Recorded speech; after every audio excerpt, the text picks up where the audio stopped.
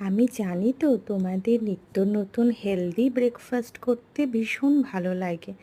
তাই তো আমি আজকে তোমাদের সাথে শেয়ার করছি অ্যাভোকাডো স্যান্ডউইচ। অ্যাভোকাডো নিয়ে এসে তাকে দুভাগ করে নিতে হবে। এই দুভাগ করে নেওয়ার পরে যখন সিডটা বেরিয়ে আসে, ওটা আমার ভীষণ মজা লাগে।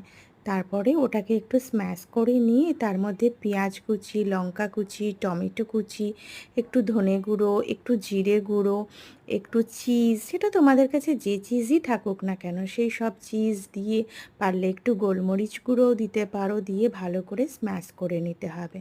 আমি যেহেতু ব্রাউন ব্রেড পছন্দ করি তাই ব্রাউন ব্রেডের মধ্যে ওটাকে স্প্রেড করে দিয়েছিলাম। তোমাদের কাছে যদি চিজ থাকে ওপরে আরও একটু চিজ দিয়ে দিতে পারো, আমার কাছে ছিল না তাই আমি দিইনি।